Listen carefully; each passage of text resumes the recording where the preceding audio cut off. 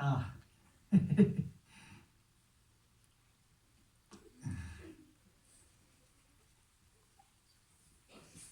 Bon.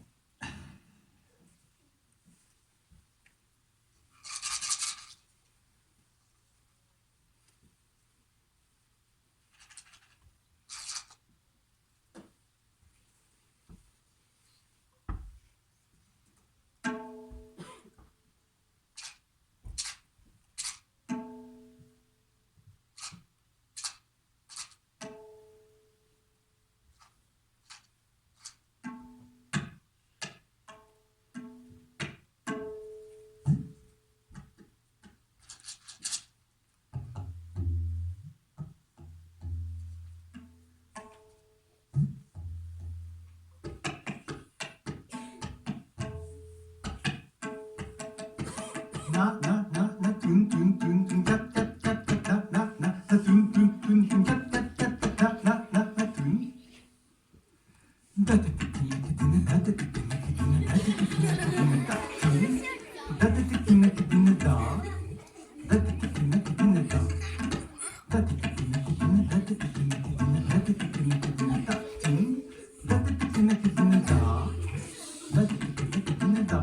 voilà, comme ça.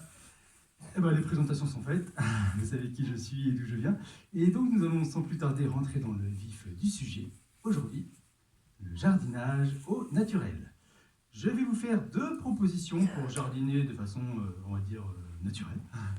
Et le but du jeu, ça ne va pas être de choisir la première proposition ou la deuxième proposition, mais plutôt de réfléchir à ce qu'il y a de bien dans la première et de bien dans la deuxième, et puis de mélanger les 2 propositions pour faire un super jardin. Donc, vous écoutez bien, première proposition. C'est simple, c'est clair, c'est concis. Vous gardez ça dans un coin de votre tête et je vous propose tout de suite ma seconde solution.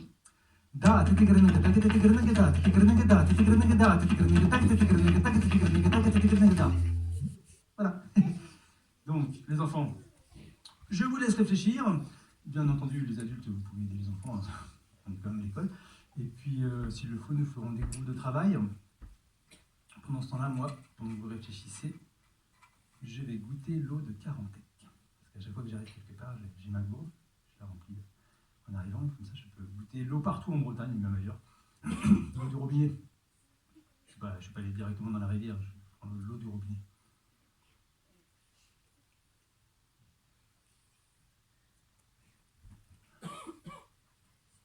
Et elle est bonne. Hein? Cool. Si je puis dire.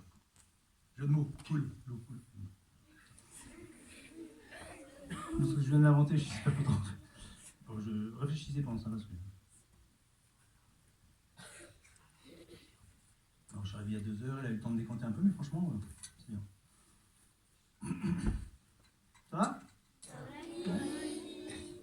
Je serai un peu perplexe, un peu perdu, si je puis dire. J'ai oublié de demander, vous êtes une maîtresse de l'école ou une parent qui... Oui. Vous apprenez le tabla à l'école? Le tabla.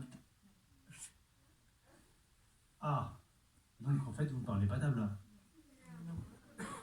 C'est les nouveaux programmes, ça ne va pas changer. J'arrive plus à suivre, moi, du coup. D'accord. Donc en fait, vous n'avez rien compris. C'est pas grave, c'est pas grave. No problème.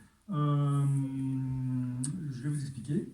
Moi, je suis musicien, je joue de cette percussion que l'on appelle le tabla, et du coup, je chante le tabla et je parle le tabla.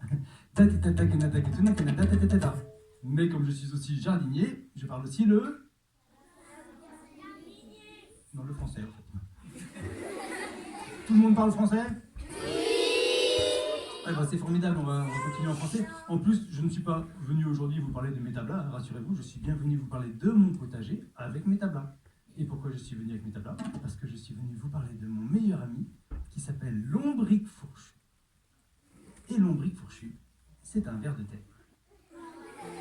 Mais attention, ça n'est pas n'importe quel ver de terre, parce que l'ombric fourchu, tenez-vous bien, c'est tout simplement le super-héros le plus connu de toute la planète.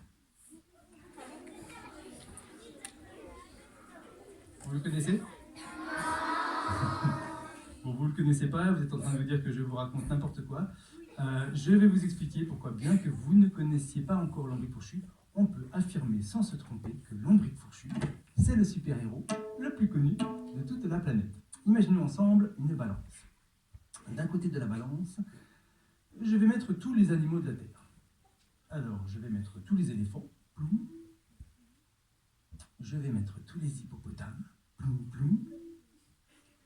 Je vais mettre tous les lions et toutes les girafes. Tant qu'il en reste, on en profite. Ploum, ploum. Je vais rajouter tous les chats, tous les chiens, toutes les souris et les hommes. Ploum, ploum, ploum, ploum. Bon, je ne vais pas tous les citer, mais de ce côté-ci de la balance, j'ai mis absolument tous les animaux de la Terre, sauf les vers de terre, que l'on va mettre de l'autre côté de la balance. Attention, vous êtes prêts? 1, 2, 3... Ah la vache! Mal. C'est carrément fait mal. Là, je veux dire, alors la vache, elle est de ce côté-ci, hein, avec les autres animaux, mais ici, là, vous avez les vers de terre. Et vous avez vu, c'est beaucoup plus lourd. Beaucoup plus lourd. Beaucoup plus lourd. C'est-à-dire que lorsque tous les vers de terre de la Terre sont réunis, ils sont 4 fois plus lourds, je dis bien 4 fois plus lourds que tous les autres animaux ensemble. Et ce ne sont pas des salades. Alors, vous avez déjà vu des vers de terre? C'est pas très très grand, un ver de terre, et surtout, ça n'est pas très très lourd. Donc je ne sais pas si vous imaginez le nombre de millions de vers de terre que nous avons de ce côté. C'est énorme. Nous avons des milliards et des milliards de vers de terre sur Terre. Eh bien, sachez, mesdemoiselles, mesdames et messieurs, que tous les vers de terre, je dis bien tous les vers de terre, connaissent l'ombric fourchu. Et c'est pour ça que l'on peut dire sans se tromper que ce que je vous disais depuis le début, en fait, c'est que l'ombric fourchu, c'est le super-héros le plus connu de toute la planète.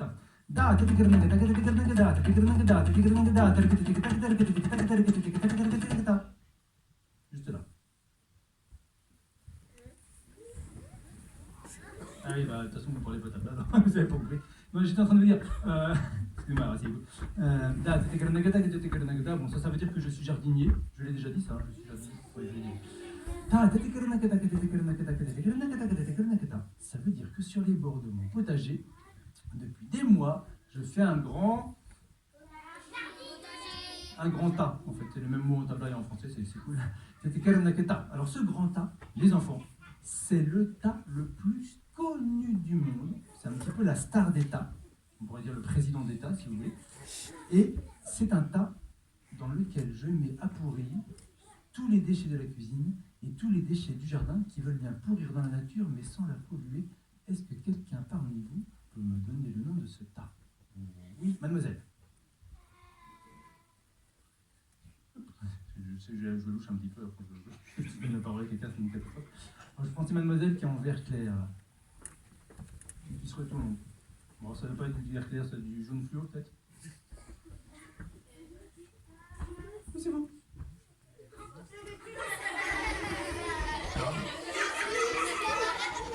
Non, elle avait donné la réponse. Asseyez-vous et puis regardez-moi tous, ça va être beaucoup plus simple. Mademoiselle. Ah, c'est pour ça. Bon alors monsieur, je suis désolé, à votre âge j'avais les cheveux longs, on m'appelait mademoiselle tout le temps, j'espère que ça va pas vous contrarier. Le compost. Bon, vous êtes un professionnel? Ne soyez pas modeste. Comment vous appelez-vous? Noël. Ok, Noël. Est-ce que, puisque vous êtes un professionnel, vous pouvez nous expliquer ce que vous mettez dans le compost?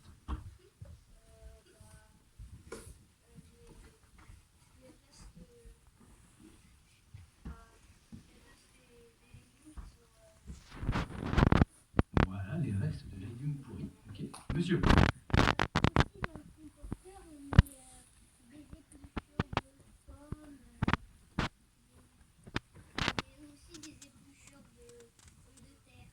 Ok, super, épluchure de pommes, épluchure de pommes de terre, monsieur. Des déchets verts. Bon, par exemple, si j'ai une bouteille en verre, je peux la mettre dans le compost? D'accord, mais c'est quoi des déchets verts pour vous, monsieur? Des feuilles mortes, bravo. Alors ça, ne pas oublier les feuilles mortes, en plus c'est le moment. Monsieur.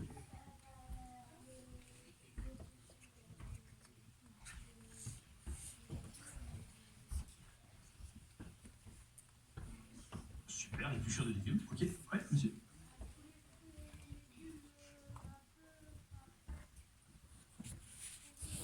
Carrément pourri même, hein. Sinon autant les manger. Ok, oui. Les coquilles d'œufs, très bien. On va les écrabouiller, les coquilles d'œufs, parce qu'on croit que c'est solide. En fait, c'est très fragile. Non, c'est l'inverse. On croit que c'est fragile, en fait, c'est très solide. Monsieur. Les trous de pommes, et puis si ça se trouve, on aura un petit pommier qui va sortir, c'est super, oui. Tout ce qui est biodégradable. Okay. Est-ce que je suis biodégradable, moi? Bah, j'espère quand même que je suis un peu biodégradable, parce que sinon, je sais pas ce qui m'arrive. Est-ce que vous me mettriez dans le compost? Ah, vous êtes bien sympathique, ça me fera plaisir. Qu'est-ce qu'on pourrait mettre d'autre? Des exemples bien précis. Monsieur, enfin, pour terminer.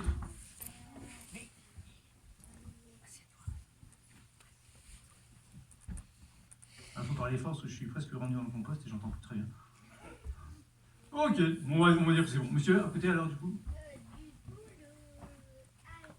Le composteur, ça sert à faire de l'engrais pour mettre dans les champs. Maman mia, mais c'est magnifique ça. Vous êtes un professionnel aussi sans doute? Non, mais mon grand-père fait du jardinage l'été du coup. D'accord, donc vous êtes un professionnel, vous pouvez le dire. Ok, alors voilà. Donc tout ça, ça se transforme, comme vient de le dire monsieur, en très très bonne terre, en tellement bonne terre qu'effectivement, on peut appeler ça de l'engrais, le compost. Alors ce qu'on fait, c'est qu'on le prend, on le met au pied des fleurs et au pied des légumes pour leur donner à manger, parce que c'est pour eux la meilleure des nourritures. Et alors, imaginez-vous que moi, un matin, que comme son grand-père, je prenais du compost pour aller le mettre au pied de mes fleurs et de mes légumes, je pique dans le compost avec ma fourche bêche. J'ai entendu comment... Vous savez ce qui m'est arrivé? Quoi?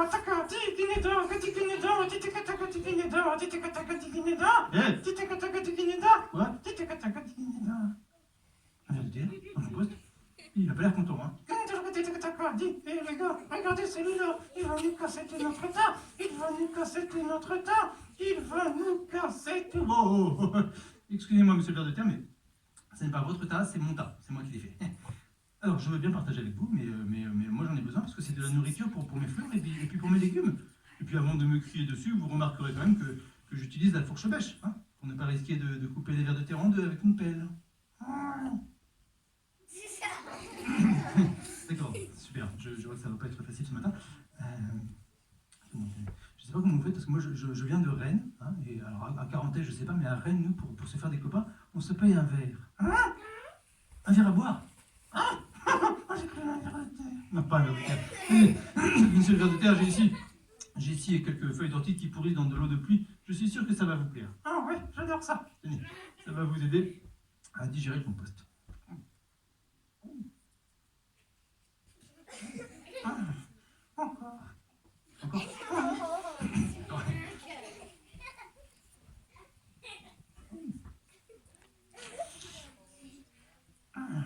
Encore. Je vais plus en avoir, moi. Encore. Bon, enfin, ça vous a fait plaisir ce petit verre là? Oh. Bon, moi je m'appelle Iwan, et vous? Moi c'est Henri Fourchu. Bon, c'est pas tout, il faut que je retourne travailler dans le potager. Allez, à plus.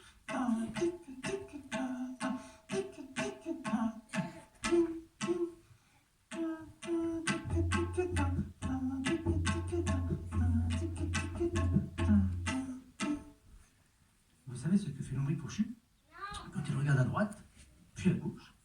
C'est tout simple, il traverse le tunnel d'une taupe. Alors comme il ne veut pas se faire manger par la taupe, eh bien il fait comme vous, pardon, excusez-moi, lorsque vous traversez la route, vous regardez à droite, puis à gauche, puis encore à droite au cas où, pour ne pas vous faire manger par une voiture. Alors l'ombric fourchu, c'est devenu mon copain depuis ce jour-là, et ça tombe bien parce qu'il va m'aider à faire mon jardin. Et dès le lendemain matin, qu'est-ce que je vois dans un coin? Une énorme fourmilière. Vous aimez les fourmis?